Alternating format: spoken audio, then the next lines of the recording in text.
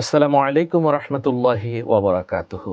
ইয়া রাব্বি লাকাল হামদু কামা ইয়ানবাগি লিজালালি ওয়াজহিকা ওয়া আযীমি সুলতানিক।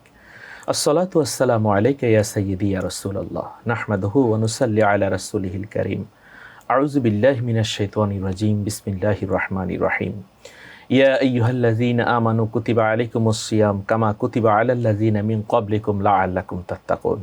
সম্মানিত দর্শক শ্রোতা, দেশে প্রবাসে যে যেখান থেকে বসে বিজয় টিভির পর্দায় mega digital scale presents Barakatus Sahri দেখছেন, আপনাদের সকলকে আন্তরিক প্রীতি মোবারকবাদ জানাচ্ছি। শুরু করছি আপনাদেরই প্রিয় অনুষ্ঠান। আলহামদুলিল্লাহ, প্রতিদিনের মতো আজকেও আমরা একটি গুরুত্বপূর্ণ বিষয় নিয়ে আলোচনা করব। সেই বিষয়টি হচ্ছে সাহারি এবং ইফতারের ফজিলত সম্পর্কে। এ বিষয়ে আলোচনা করার জন্য বিজয় টিভির স্টুডিওতে একজন প্রথিতযশা আলেমে দ্বীন উপস্থিত হয়েছেন। আসুন আমরা ওনার সাথে পরিচিত হব। উনি একজন লেখক, গবেষক এবং প্রতিষ্ঠানের তিনি প্রধান হিসেবে দায়িত্ব পালন করছেন। মুফতি খন্দকার মোবারক হোসাইন। আসসালামু আলাইকুম ওয়া রাহমাতুল্লাহি ওয়া বারাকাতুহু। ওয়া আলাইকুম আসসালাম ওয়া রাহমাতুল্লাহি ওয়া বারাকাতুহু। আপনি কেমন আছেন? আলহামদুলিল্লাহ, আপনি কেমন আছেন? জি আলহামদুলিল্লাহ। আজকের যে আলোচ্য বিষয়, আপনি জানেন যে সাহরির এই বরকতময় সময় আমরা আলোচনা করছি ইফতার এবং সাহরি সম্পর্কে। রোজার সাথে সিয়ামের সাথে এই দুইটা বিষয় কিন্তু একেবারে অঙ্গাঙ্গিভাবে জড়িত। আমরা রোজা রাখি সাহরি খাওয়ার মাধ্যমে এবং রোজা ভাঙ্গি ইফতার করার মাধ্যমে। রাসূলুল্লাহ সাল্লাল্লাহু আলাইহি ওয়াসাল্লাম তিনি ইফতার করেছেন খেজুর দিয়ে, এবং আমরাও খেজুর দিয়ে ইফতার করার চেষ্টা করি। আর যদি খেজুর না পাই, পানি পান করেও আমরা ইফতার করতে পারি। এবং রাসূলুল্লাহ সাল্লাল্লাহু আলাইহি ওয়াসাল্লাম তিনি বলেছেন যে ইফতারের সময় দোয়া কবুল হয়। ইফতার সম্পর্কে আপনি বলুন। জি, ধন্যবাদ আপনাকে।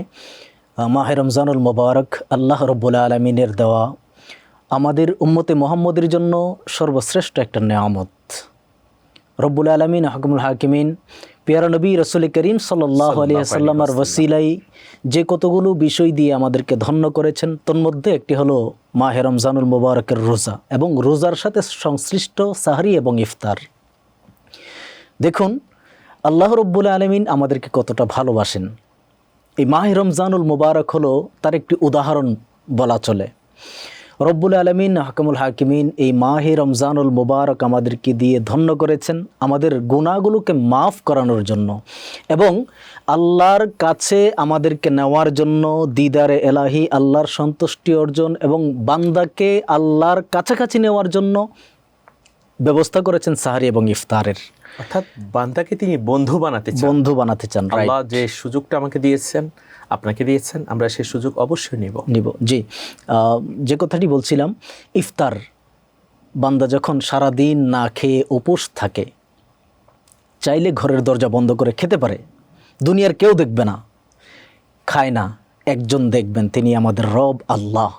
শুধুমাত্র আল্লাহর ভয়ে, আল্লাহকে সন্তুষ্টি করার জন্য বান্দা সারা দিন খাবার আছে ঘরে, চাইলে খাইতে পারে, পানি খেতে পারে, ঘরের মধ্যে রোস্ট, পোলাও, খুরমা, ভালো খাবার থাকে, কিন্তু আল্লাহকে রাজি খুশি করার জন্য, আল্লাহর সন্তুষ্টি অর্জনের জন্য সাহরি থেকে ইফতার পর্যন্ত সারাটা দিন বান্দা না খেয়ে যখন ইফতার সামনে নিয়ে বসে, অনেক রকম হরেক রকমের খাবার তার সামনে, সুস্বাদু খাবার, কিন্তু খাচ্ছে না।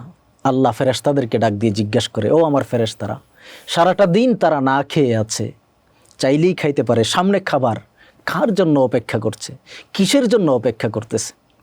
ফেরেশতারা জবাব দেয়, আল্লাহ একমাত্র আপনাকে সন্তুষ্টি করার জন্য, আপনার সন্তুষ্টি অর্জনের জন্য, আপনাকে খুশি করার জন্য সারাদিন না খেয়ে থাকার পরেও সামনে খাবার আছে, তারপরেও খাবার খাচ্ছে না। অর্থাৎ খাবারকে নাড়াচাড়া করছে, কিন্তু তিনি খাবার গ্রহণ করছেন না। কখন মাগরিবের আজান হবে সে অপেক্ষা তিনি করছেন। রাসূলুল্লাহ সাল্লাল্লাহু আলাইহি ওয়াসাল্লাম বলেছেন, মান ফাত্তারা সাইমান কানাত লাহু মাগফিরাতুন লিযুনুবিহি ওয়া ইতকু রাকবাতাহু মিনান নার। কেউ যদি একজন রোজাদারকে ইফতার করে, আল্লাহ তাআলা তার সমপরিমাণ সওয়াব দান করবেন এবং আল্লাহ সুবহানাহু ওয়া তাআলা তাকে নৈকট্যবান বান্দা হিসেবে কবুল করবেন। আপনি বলেছেন যে, এবং এই ইফতার করানোটা তার জান্নাতের উসিলা হবে, মাগফিরাতাল লিযুনুবিহি, তার গুনাহ মাফের উসিলা হবে। তো আমরা এই মাহে রমাদানে কাকে কাকে ইফতার করাতে পারি? জি, ধন্যবাদ আপনাকে। আর গুরুত্বপূর্ণ একটি বিষয় আপনি উপস্থাপন করেছেন। আমরা যাদেরকে রব্বুল আলামিন ধন সম্পদের মালিক বানিয়েছেন, বা আমরা যারা মোটামুটি সামর্থ্য রাখি খাবার খাওয়ানোর, আমরা মানুষকে ইফতার করাতে পারি। এতে করে নবী করিম সাল্লাল্লাহু আলাইহি ওয়াসাল্লাম ইরশাদ করেন, যে ব্যক্তি কোনো রোজাদার বান্দাকে ইফতার করালো, সে রোজা রেখে যে সওয়াব পাবে, ইফতার করার কারণে, ইফতার করানোর কারণে আল্লাহ তাআলা যে ইফতার করাবে তাকেও সমপরিমাণ সওয়াব আল্লাহ দান করবেন। আমরা যারা ফকির মিসকিন আছে, সারাদিন রোজা রাখার পরে একটা খেজুর খাওয়ার যাদের সামর্থ্য নাই, খেজুর খেয়ে রোজাটা ভাঙ্গার মতো যাদের সামর্থ্য নাই, ইফতার করতে পারে না, আমরা ওই সকল মানুষগুলোকে ইফতার করাতে পারি। অর্থাৎ আপনার কথার মাধ্যমে যে বিষয়টা স্পষ্ট, সেই বিষয়টা হচ্ছে যারা অভাবী, দুস্থ, অনাথ, ইয়েতিম, গরিব, অসহায়, তাদেরকে ইফতার করালেই আল্লাহ সুবহানাহু ওয়া তাআলা অনেক বেশি খুশি হন। আপনি বলছিলেন যে ইফতার নিয়ে বসে আছে, আল্লাহ তাআলা ডাক দিয়ে বলেন, ফেরেশতারা দেখো। জি, আল্লাহ তাআলা ডাক দিয়ে জিজ্ঞেস করে, ফেরেশতারা সারাদিন আমার বান্দা না খেয়ে আছে, খাবার সামনে, তারপরেও কেন খাচ্ছে না? ফেরেশতারা বলে, আল্লাহ আপনার সন্তুষ্টি অর্জনের জন্য, আপনাকে খুশি করার জন্য তারা খাচ্ছে না। তখন আল্লাহ তাআলা গর্ব করে বলে, এই ফেরেশতারা, এদেরকে সৃষ্টি করার জন্য তোমরা না করেছিলে, দেখো সারাদিন না খেয়ে থাকার পরেও এদের সামনে খাবার আছে, সময়ের অপেক্ষা আমি আল্লাহ যে বিধান তাদেরকে দিয়েছি, মাগরিবের আজান হবে, ইফতারের সময় হবে, এরপরে তারা ইফতার গ্রহণ করবে। আজকে তোমরা সাক্ষী থেকেও, কাল কিয়ামতের ময়দানে আমি আল্লাহকে রাজি খুশি করার জন্য সারাদিন না খেয়ে থাকার পরেও যখন ইফতার করতেছে না, সময়ের কারণে, সময়ের জন্য সময় হবে ইফতার করবে, আমি আল্লাহ এই বান্দাগুলোকে পছন্দ করে নিলাম, আমি আল্লাহ তাদের জীবনের গুনাহ মাফ করে দিলাম, এবং কিয়ামতের ময়দানে যখন তাদের নাজাতের কোনো ওসিলা থাকবে না, এটিকে আমি নাজাতের ওসিলা করে তাদেরকে জান্নাত দিয়ে দেব। জি, আলহামদুলিল্লাহ, আপনি অনেক সুন্দর কথা বলেছেন। আমরা যখন ইফতার করব, আসলে ইফতারের পূর্বে তো রাসূলুল্লাহ সাল্লাল্লাহু আলাইহি ওয়াসাল্লাম বলেছেন দোয়া কবুল হয়, আমরা তখন হাত তুলে আল্লাহর কাছে দোয়া করব। এবং আপনি জানেন রাসূলুল্লাহ সাল্লাল্লাহু আলাইহি ওয়াসাল্লাম বলেছেন, ওয়ালা খুলুফু ফামিস সাইমি আতিয়াবু ইনদাল্লাহি মির রিহিল মিস্ক। একজন রোজাদার সারাদিন রোজা রাখলো, তার মুখের মধ্যে যে দুর্গন্ধ, এই দুর্গন্ধটা আল্লাহর কাছে মেশক আম্বরের থেকেও কিন্তু সুগন্ধময়। তো তিনি যখন আল্লাহর কাছে চাইবেন, অবশ্যই তার চাওয়াটা আল্লাহ পূরণ করবেন। আর আমরা মাগরিবের নামাজ যখন পড়ব, 6 রাকাত আওয়াবিনের নামাজ আমরা পড়তে পারি। রাসূলুল্লাহ সাল্লাল্লাহু আলাইহি ওয়াসাল্লাম বলেছেন, আওয়াবিন পড়লে আল্লাহ তাআলা 12 বছরের গুনাহ ক্ষমা করে দেন। এ সম্পর্কে বলুন। জি, ধন্যবাদ আপনাকে। মাহে রমজানুল মুবারকে ইফতার আমরা করব, ইফতারের আগে দোয়া কবুল হয়, দোয়া কবুলের সময় এটি। আমরা যেন আল্লাহর কাছে এই সময়টাতে যা চাওয়ার চেয়ে নেই, কারণ এই সময়টিতে নবী করিম সাল্লাল্লাহু আলাইহি সাল্লাম দোয়া করেছেন, আমাদেরকে দোয়া করতে বলেছেন, এবং এই সময়ে দোয়া করলে আল্লাহ তাআলা দোয়া কবুল করেন। সেজন্য আমরা যাদের যে চাহিদা, যে প্রয়োজন আছে, ইফতারের আগ মুহূর্তে দোয়া করে আমরা যেন আল্লাহ তাআলার কাছে আমাদের জাগতিক জীবনের, দুনিয়া এবং পরকালীন কল্যাণের জন্য যা যা চাওয়া প্রয়োজন আমরা আল্লাহর কাছে দোয়ার মাধ্যমে চাইতে পারি। দ্বিতীয়ত আপনি যে গুরুত্বপূর্ণ বিষয়টি উত্থাপন করেছেন, সেটি হলো মাগরিবের নামাজের পরে 2 রাকাত করে 3 নিয়তে 6 রাকাত আওয়াবিনের নামাজ পড়া, এটি অত্যন্ত ফজিলতপূর্ণ একটি নামাজ। কেউ যদি এই আওয়াবিনের নামাজ পড়ে, আপনি যেটি বলেছেন, রাসূল করিম সাল্লাল্লাহু আলাইহি সাল্লাম ইরশাদ করেছেন, কেউ যদি মাগরিবের ফরজ নামাজের পরে 2 রাকাত সুন্নত আদায়ের পরে 3 নিয়তে 6 রাকাত আওয়াবিন নামাজ আদায় করে, তাহলে আল্লাহ রাব্বুল আলামিন তাকে 12 বছর নফল নামাজ আদায় করার সওয়াব দান করবেন। এটা তিরমিজি শরীফের হাদিস। জি, তো আমরা যেন এই মাহে রমজানুল মুবারকের মধ্যে একটি নফল ইবাদত করলে যেখানে 70টি নফলের সওয়াব বা কোথাও কোথাও একটি ফরজের কথা আসছে, সেখানে আমরা যদি এইরকম একটি ফজিলতপূর্ণ 6 রাকাত নামাজ আমরা পড়তে পারি, তাহলে অবশ্যই রব্বুল আলামিন এর ওসিলায় আমাদেরকে দুনিয়া এবং আখিরাতে জাযায়ে খায়ের দান করবেন। মাহে রমজানুল মুবারক ইবাদতের মৌসুম, ইবাদতের মাস। মাহে রমজান আল্লাহ আমাদেরকে দিয়েছেন, হতে পারে আমরা আগামী বছর এই রমজান নাও পেতে পারি। রব্বুল আলামিন যেহেতু আমাদের তাকদীরে এই রমজান রেখেছেন, আমরা সুবর্ণ সুযোগকে আমরা কাজে লাগাই। জি মোহতারাম, আপনি চমৎকার বলছিলেন। আমরা অনেক সময় দেখা যায় ইফতার করি একলা ইফতার করা ভালো না নিজের পরিবার পরিজনকে নিয়ে ইফতার করতে হয়? পরিবার পরিজনকে নিয়ে ইফতার করা উত্তম। প্রথম কথা হলো, আমরা একা কখনোই ইফতার করব না। পরিবার পরিজন নিয়ে, না হয় যদি একান্তই না পারি, বাহিরে আছি, সেখানেও যেন আমরা চেষ্টা করি কয়েকজন মিলে ইফতার করার মধ্যে সওয়াব আছে, ফজিলত বেশি। অর্থাৎ আমরা যখন ইফতার করব, কয়েকজনকে নিয়ে, আমার পরিবার পরিজন যা আছে, এমনকি আমার কাজের যে মেয়ে আছে তাকে নিয়ে, এবং আমার গাড়ির যে ড্রাইভার আছে তাকে নিয়ে আমরা ইফতার করব। জি জি জি, আপনি অনেক সুন্দর বলছেন। সম্মানিত দর্শক, সময় হলো একটি বিরতিতে যাবার। আমরা আছি mega digital scale presents Barakatus Sahri এই আয়োজনে। আপনারা আমাদের সাথেই থাকুন।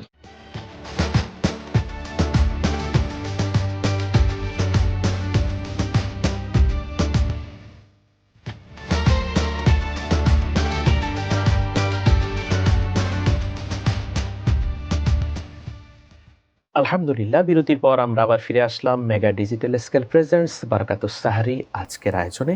আমরা আলোচনা করছি সাহারি এবং ইফতারের ফজিলত সম্পর্কে। আমাদের মাঝে উপস্থিত রয়েছেন একজন বিজ্ঞ প্রাজ্ঞ আলোচক, মুফতি মাওলানা খন্দকার মোবারক হোসাইন। আপনাকে আবার স্বাগত জানাচ্ছি। আপনাকে মোবারকবাদ জানাচ্ছি। আলহামদুলিল্লাহ, আপনি ইফতার সম্পর্কে অনেক সুন্দর কথা বলেছেন। এবার এই যে সাহারির সময়, আমরা তো এখন সাহারি গ্রহণ করি বা সাহারি গ্রহণ করছি। সাহারি আমরা অনেকে খেয়েছি, অনেকে এখন তাহাজ্জুদের নামাজ পড়বেন নিয়ত করেছেন, বা কোরআন তেলাওয়াত করবেন নিয়ত করেছেন। সাহারিটা মূলত হচ্ছে ভোর রাতের খাবার, এবং রাসূলুল্লাহ সাল্লাল্লাহু আলাইহি সাল্লাম বলেছেন, তাসাহহারু ফাইন্না ফিস সাহরি বারাকা, তোমরা ভোর রাতের খাবার গ্রহণ করো, এই খাবারের মধ্যে বরকত রয়েছে। সাহারি সম্পর্কে আপনি বলুন। তাসাহহারু ফাইন্না ফিস সাহরি বারাকাতান, তোমরা সাহারি খাও কারণ এতে বরকত রয়েছে। বরকত এটা ইসলামের মধ্যে অনেক গুরুত্বপূর্ণ একটি বিষয়। দেখুন, রাসূল করিম সাল্লাল্লাহু আলাইহি সাল্লাম যে কতগুলো জায়গায় বরকতের কথা বলেছেন, তার মধ্যে এটা স্পষ্ট। বরকত এমন একটি বিষয় যেটি মনে হবে অল্প, কিন্তু আপনি শেষ করতে পারবেন না। আমরা দোয়া করি, আল্লাহ উমুকের হায়াতে তুমি বরকত দান করো। তার মানে হলো, মানুষ বাঁচবে 70 বছর, বাঁচার হলে 70 বছরই বাঁচবে, কিন্তু এই 70 বছরে সে এমন এমন কাজ করতে পারবে যেটা মানুষ 80, 90, 100 বছরও করতে পারে না। এটা হলো বরকত। অল্প খাবার থাকবে, আপনি খেয়ে পরিতৃপ্ত হবেন, এটাকে বরকত বলা হয়। তো দেখুন, আমরা কে না চাই আমাদের অঢেল সম্পদ হোক, ধন সম্পদের মালিক হয়, গাড়ির মালিক, বাড়ির মালিক, আমাদের সবার চাহিদা। কারণ রব্বুল আলামিন কুরআনুল কারীমেও আমাদেরকে শিখিয়েছেন, রব্বানা আতিনা ফিদ দুনিয়া হাসানা ওয়া ফিল আখিরাতি হাসানা। আখিরাতের হাসানা চাওয়ার আগে রব্বুল আলামিন দুনিয়ার হাসানার কথা বলেছেন। অর্থাৎ এরকম হবে না বিষয়টা যে দুনিয়া বাদ দিয়ে আমরা শুধু পরকাল নিয়ে থাকব। না, আমার দুনিয়াও লাগবে, পরকালেও লাগবে। আমরা দুনিয়াতেও সম্মানিত হতে চাই, পরকালেও সম্মানিত হতে চাই। দুনিয়াতে সম্মানিত হওয়ার মাধ্যম টাকা পয়সাও লাগবে। সে কারণে আমরা রব্বুল আলামিনের কাছে সম্মানের জিন্দিগি চাইব। আয় আল্লাহ, দুনিয়াতে থাকতে যেন কারো দ্বারস্থ হতে না হয়, আমাকে সেরকম সম্পদের মালিক বানান। তো আমরা যে বিষয়টা নিয়ে আলোচনা করতেছি, সাহারি অনেক ফজিলতপূর্ণ, গুরুত্বপূর্ণ এবং বরকতের একটা বিষয়। মুসলমান এবং কাফের বিধর্মী ইহুদি খ্রিস্টানদের মধ্যে রোজার মধ্যে পার্থক্য হলো এই সাহারি। তারা এটা রাসূলুল্লাহ সাল্লাল্লাহু আলাইহি সাল্লাম বলেছেন, মুসলিম শরীফের হাদিস, ফাসতুম মা বাইনা সিয়ামিনা ওয়া সিয়ামি আহলিল কিতাবে উকলাতুস সাহার। অর্থাৎ আহলে কিতাবরা, তারা যখন, ইহুদি নাসারারা তারা যখন রোজা রাখে, তারা সাহারি না খেয়ে রোজা রাখে। আর আমরা মুসলমানরা যখন রোজা রাখবো, তখন আমরা সাহারি খেয়ে রোজা রাখবো। জি, নবী করিম সাল্লাল্লাহু আলাইহি সাল্লামের হাদিস শরীফ এটি। তো আমরা অবশ্যই সাহারি খেয়ে রোজা রাখতে হবে, এবং সাহারিটা আগে নয়, বরং সাহারি খাওয়ার সিস্টেম হলো শেষ সময়ের আগে। অর্থাৎ যখন সাহারির সময়টা শেষ হবে তার আগে সাহারি যত পরে খাওয়া যায়, এবং ইফতার শুরুতে হবে। দুইটা বিষয়ের মধ্যে এই জায়গাটাই পার্থক্য। ইফতার করব একেবারে শুরুর মুহূর্তে, এবং সাহারি খাবো শেষ সময়ের ঠিক আগে। এটা নবী করিম সাল্লাল্লাহু আলাইহি সাল্লামের সুন্নাহ। তো আমরা যারা রোজা রাখবো, অবশ্যই আমরা যেন সাহারি খেয়ে রোজা রাখি। আমাদের অনেকের অভ্যাস সাহারি না খেয়ে রোজা রাখা, এটা উচিত নয়। নবী করিম সাল্লাল্লাহু আলাইহি সাল্লাম গুরুত্ব দিয়েছেন সাহারি খাওয়ার প্রতি। জি মোহতারাম, সাহারি যদি কেউ না খায়, তার কি রোজা হবে? রোজা হয়ে যাবে, কিন্তু উত্তম হলো সাহারি খেয়ে রোজা রাখা। সাহারি না খেয়ে রোজা রাখলেও রোজা হয়ে যাবে। বিষয়টা এরকম নয় যে সাহারি না খেয়ে যদি কেউ রোজা রাখে তার রোজা হবে না। সাহারির সাথে রোজার, এটা হলো সুন্নাহ। জি, আপনি অনেক সুন্দর বলেছেন। অর্থাৎ তার রোজা হয়ে যাবে। রাসূলুল্লাহ সাল্লাল্লাহু আলাইহি সাল্লাম যে বারাকার কথা বলেছেন, সে বরকত থেকে সে ব্যক্তি বঞ্চিত হবে। আমরা গরিব দুঃখী অসহায় যারা আছে, তাদের কি সাহারি খাওয়াতে পারি না? অবশ্যই। আপনি গুরুত্বপূর্ণ একটি বিষয় উপস্থাপন করেছেন। দেখুন এই সুযোগটি কয়জনেরই বা আল্লাহ তাআলা দিয়ে থাকেন। আমি আরেকজন রোজাদারকে সাহারি করাবো। যদি আমরা সাহারি করাই, ফজিলত কি? ফজিলত হলো একটা মানুষ সারাদিন না খেয়ে রোজা রেখে যে সওয়াব পাবে, একজন মানুষকে আপনি যদি সাহারি করান তাহলে রব্বুল আলামিন হাকামুল হাকিমিন আপনাকে সেই সওয়াব দান করবেন সাহারি করানোর বদৌলতে। এটা হলো দুনিয়ার মধ্যে আল্লাহ তাআলা আপনাকে দিবেন, পরকালীন জাযা তো আছেই। এরপরে এই সাহারি করানোর কারণে আল্লাহ রব্বুল আলামিন আপনার ধন সম্পদের মধ্যে বরকত দিবেন। এটি হলো দুনিয়ার পাওয়া। আল্লাহ তাআলা আপনাকে আমাকে যাদেরকে ধন সম্পদের মালিক বানিয়েছেন, যাদের সম্পদের অভাব, টাকার কারণে বা খাবারের কারণে না খেয়ে তারা রোজা রাখতেছে, আমরা যদি ওই ধরনের বান্দাগুলোকে, এতিম, মিসকিন, গরিব, অসহায়, দুস্থ মানুষ যারা আছে, আমরা যদি তাদেরকে খাওয়াই, তাহলে আল্লাহ সুবহানাহু ওয়া তাআলাকে আমার খাবারে বরকত দান করবেন। খাওয়ানোই হয়ে গেল। হাশরের ময়দানে আল্লাহ বলবেন যে আমি তো ক্ষুধার্ত ছিলাম, আমি তো তৃষ্ণার্ত ছিলাম। মানুষ বলবে আল্লাহ এটা কিভাবে সম্ভব? আল্লাহ বলবেন ওই যে যারা তোমার চারপাশে যারা ছিল, যারা না খেয়ে রোজা রেখেছে, তাদেরকে যদি তোমরা সাহারি করো, ইফতার করো, আমাকে করানো হয়ে গেল। জি, এবং আপনি জানেন মোহতারাম, মেডিকেল সায়েন্স বলে যদি কেউ সাহারি খেয়ে রোজা রাখে তাহলে তার শরীর কিন্তু ভালো থাকে, তার রোজা রাখতে আর কষ্ট হয় না। এ সম্পর্কে বলুন। জি, ধন্যবাদ আপনাকে। দেখুন, আমরা যদি সাহারি না খাই তাহলে সময়টা অনেক বেশি লম্বা হয়ে যায়। এক রাত থেকে আরেক সন্ধ্যা পর্যন্ত লম্বা একটা সময়, এতক্ষণ পর্যন্ত না খেয়ে থাকাটা এটা মেডিকেল সায়েন্সের বিপরীত। সে কারণে নবী করিম সাল্লাল্লাহু আলাইহি সাল্লাম সাহরির প্রতি গুরুত্ব দিয়েছেন। ইসলাম বিজ্ঞানময়, বিজ্ঞান এসেছে ইসলাম থেকে। নবী করিম সাল্লাল্লাহু আলাইহি সাল্লাম যেভাবে, যে দিক নির্দেশনা এবং যেভাবে করেছেন, যেই কাজটা যেভাবে করেছেন, যে খাবারটা যেভাবে খেয়েছেন, রোজাটা যেভাবে রেখেছেন, পরিপূর্ণ সেভাবে করা, এটা মেডিকেল সায়েন্স আজকে প্রমাণ করতেছে, কিন্তু প্র্যাকটিক্যাল দেখিয়ে দিয়েছেন নবী করিম সাল্লাল্লাহু আলাইহি সাল্লাম। আলহামদুলিল্লাহ। তাহলে আপনার আলোচনার মাধ্যমে আমরা যে বিষয়টা বুঝতে পারলাম যে আমরা ইফতার সাহারি শুধু নিজেরা একলা করব না, অবশ্যই আমরা আমাদের চারপাশে যারা রয়েছেন বুভুক্ষ, অনাথ, ইয়েতিম, দুস্থ, তাদেরকে নিয়ে আমরা সাহারি ইফতার করার চেষ্টা করব। আমি যদি সবাইকে না সাহারি খাওয়াতে পারি, সবাইকে ইফতার না করাতে পারি, অন্তত একজনকে তো সাহারি করানোর সে তৌফিক আল্লাহ আমাকে দিয়েছেন, একজনকে তো ইফতার করানোর সুযোগ আল্লাহ আমাদেরকে দিয়েছেন। তো আমি সম্মানিত দর্শককে আহ্বান করব, এই মাহে রমাদানে আপনি একজনকে ইফতার করান, একজনকে সাহারি করান, এটাই আপনার নাজাতের একটা উসিলা হয়ে যাবে। জি মোহতারাম, আপনি বলুন যে আমাদের এই সাহারি ইফতার আমরা যখন করব, ইফতার করলে, সাহারি করলে আমরা কি কি খাবার এতে রাখতে পারি? রব্বুল আলামিন যে খাবারগুলোকে হালাল করেছেন, অবশ্যই সে খাবারগুলোই থাকতে হবে। হারাম কোনো খাদ্য, হারাম কোনো পানীয় আমাদের সামনে যেন কোনো অবস্থাতেই না থাকে, তাহলে কিন্তু ইফতার সাহারি হবে না। দেখুন, আল্লাহ তাআলা অনেক ধরনের খাবারকে হালাল করেছেন এবং যেগুলো হারাম করেছেন সেগুলো সঙ্গত কারণে হারাম। বিষয়টি এরকম নয় যে আপনি খেয়ে পরিতৃপ্ত হবেন এবং আপনার স্বাস্থ্যের জন্য ভালো, সেটা ইসলাম হারাম করেছে। বিষয়টি এই জায়গায় নয়। বিষয়টি হলো এই জায়গায় যে বিষয়টা ইসলাম হারাম করেছে সেটার মধ্যে সাময়িক একটু যদিও আপনার হয়তো ফায়দা বা উপকারিতা রয়েছে, কিন্তু আলটিমেটলি এটা শরীরের জন্য ক্ষতিকর। সেজন্য ইসলাম ওই খাবারটাকে হারাম করেছে। সব সময় হারাম হারামই থাকবে। একজন মুসলমান কখনো হারাম জাতীয় খাবার দিয়ে সাহরি এবং ইফতার করতে পারে না। জি, আপনি অনেক সুন্দর কথা বলেছেন। আসলে রোজা রাখলে একজন মানুষ সুস্থ থাকে, বিশেষ করে রোজা রাখলে তার গ্যাসের সমস্যা, আলসারের সমস্যা এবং অনেকের পাকস্থলীতে ঘা হয়ে যায়, অনেকের কোলেস্ট্রল বাড়ে, অথবা হার্টের সমস্যা থাকে, অথবা ব্রেনের সমস্যা থাকে, টিউমার থাকে। শরীরের মধ্যে যখন দেখা যায় যদি কোনো ক্যান্সারের জীবাণু থাকে, 12 ঘন্টা 11 ঘন্টা যদি কেউ না খেয়ে থাকে, তাহলে ওই কোষ কিন্তু আস্তে আস্তে ড্যামেজ হয়ে যায়। আপনি জানেন জাপানের একজন বিজ্ঞানী, তিনি কিন্তু এই অনশনের উপর, রোজার উপর গবেষণা করে তিনি কিন্তু নোবেল প্রাইজ পেয়েছেন। তাহলে আমরা এমন খাবার আমাদের রাখবো যে খাবারটা হবে সবজি, সালাদ, পানীয়, খেজুর, অর্থাৎ রাসূলুল্লাহ সাল্লাল্লাহু আলাইহি সাল্লাম যে খাবারগুলোকে ভালোবেসেছেন সেই খাবারগুলো। আমরা দেখা যায় অনেকে ভাজা পোড়া অভ্যস্ত হয়ে যায়। ভাজা পোড়া অভ্যস্ত না হয়ে আমরা আমাদের শরীরের জন্য যে খাবারগুলো উপকারী এবং শরীরের জন্য যে খাবারগুলো সুষম, সে খাবারগুলো আমরা খাওয়ার চেষ্টা করব। আপনাকে বিজয় টিভির পক্ষ থেকে অনেক অনেক মোবারকবাদ জানাচ্ছি। আপনাকেও ধন্যবাদ জানাচ্ছি। জি আলহামদুলিল্লাহ, ধন্যবাদ জানাচ্ছি আমাদের সম্মানিত দর্শক শ্রোতা আপনাদেরকে, যারা বাংলাদেশে এবং প্রবাসে যে যেখানে বসে আজকের এই অনুষ্ঠান mega digital scale presents Barakatus Sahri উপভোগ করলেন। প্রথম রোজা আমরা রেখেছি, কেমন লাগছে? আলহামদুলিল্লাহ অনেক ভালো। আসলে ইফতার করতে যেমনিভাবে আনন্দ, সাহারি খেতেও ঠিক তেমনিভাবে আনন্দ। আর মাহে রমাদানের সিয়াম সাধনা, এটা তো অনেক আনন্দের বিষয়। আসুন আমরা মনকে পবিত্র করি, পবিত্র মন নিয়ে আমরা রোজা রাখি। রোজা রাখবো কীভাবে? ইন্নি নাযারতু লির-রাহমানি সওমা, যেমনিভাবে হজরত মরিয়ম আলাইহিস সালাম রোজা রেখেছেন।